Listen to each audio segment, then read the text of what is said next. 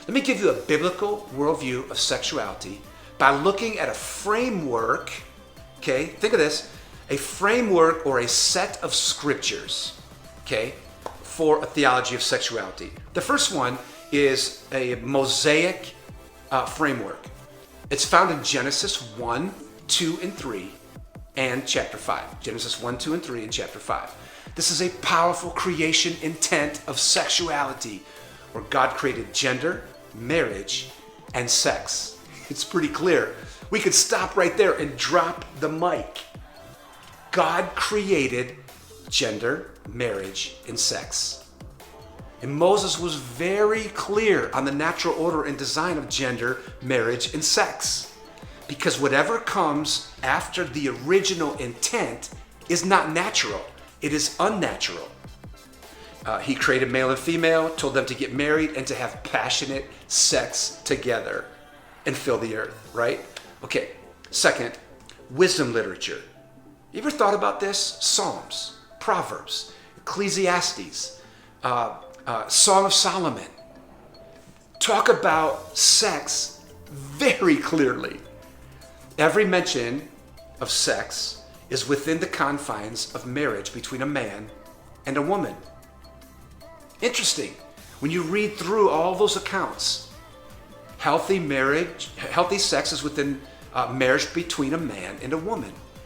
Now listen, don't you think that the wisest man who ever lived, Solomon, would have given us an expression of sex outside of marriage between a man and a woman if it were the model, if it were right, if it were okay?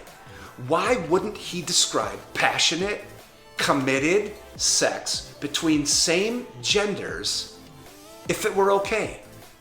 I mean, he's not dumb. Solomon could have easily laid out this other way, but he didn't. He placed it within the confines of marriage between a man and a woman. And given the importance of this topic, neither David or Solomon, in writing the wisdom scriptures, allowed for sexual expression outside of marriage between a man and a woman. And if it is mentioned, that kind of sex, prostitution sex or illicit sex, it was prohibited. Okay? So pretty clear. Okay, let me give you a third. The Messianic intent. Let's move to the New Testament and look at Matthew 5, Matthew 15, and Matthew 19. When people say Jesus had nothing to say about this issue, that really isn't true. As a matter of fact, Jesus was very clear on this topic, very concise about this topic of sex, of really gender, marriage, and sex, all three of them. So are we going to say that something can only be a principle if there's a certain amount of volume on it? Like Jesus didn't say much about it, so it can't be too important?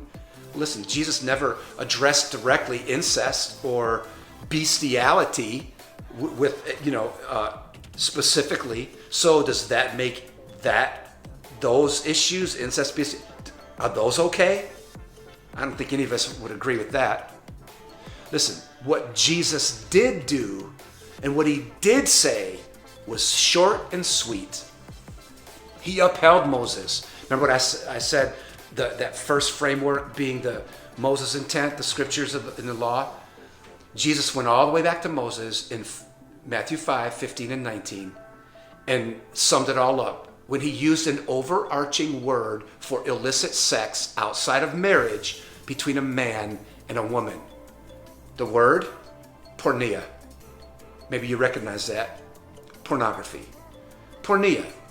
We'll talk about that. We'll put it in the notes and I'll give you, we'll break that Greek word down. But that brought great clarity on this topic because it was an overarching theme. And so Jesus went back and supported the Mosaic intent. Okay, let me move to another one, the Pauline intent in Romans 1 and 1 Corinthians 6 and 7 and Galatians 5 and 1 Timothy 1. Oh my goodness, Paul had a lot to say about this topic. Think about that for a minute, because Jesus may not have said a lot about it, but Paul did. Does that make it any less clear to us or important? I think we've said Jesus was very clear on the topic, but Paul was as thorough as anyone wrote in the scriptures, because Paul understood Rome. He understood mythology like very few people. And his words were right to the point that sex outside of marriage between a man and a woman was unnatural. Romans 1, unnatural. And then he used another term, several other terms. He used the term porneia, and right. So let me move to one more framework. Jude. Wow. The whole argument on gender, marriage, and sex is so clearly laid out by Jude. We could drop another mic by just reading the book of Jude, because he put an emphatic description on the word porneia and heteros sarx, or strange flesh. In context, sex with the same kind, and called it an abomination. Okay? So, man, I know this. Let me give you one more biblical framework, and that's the Revelation. Revelation 18, 20, 21, and 22. Much like Paul, John loved to make lists. John loved lists, and Paul made lists. I think a list is actually helpful. It's not like, law or whatever. It brings clarity. It helps you understand more thoroughly what God intends for us. Not every list or framework is bad for us. John, in the Revelation, actually said, talking about the whore at the end of times, listen, come out from practicing that sin. And the sin, very clearly, fornication, porneia, or sex outside of marriage between a man and a woman, as a sin that keeps us from an eternal heaven. Okay, man, I know that's a lot of truth. Let me hit grace as we close, because we cannot just bring truth. The church has done a poor job of just bringing truth. The scriptures and theology are honestly, listen, the easy part of understanding this topic. The scriptures are clear. The truth is clear.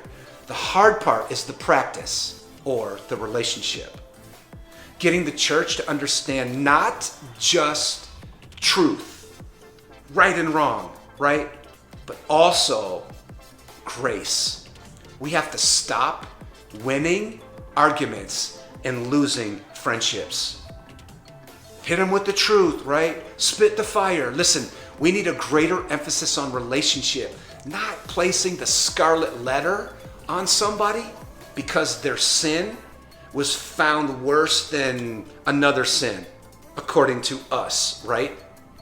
Let me say something. Let's talk about this. People do not have to behave to belong. Young people today tend to be more gracious, right?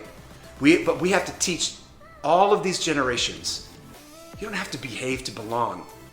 I'm not going to win an argument and lose a friendship, right? But listen, we must wed the two. It's not just all about grace and no truth, or all about truth and no grace. I believe truth and grace are king and queen in this discussion. And truth and grace, as king and queen, make a great marriage.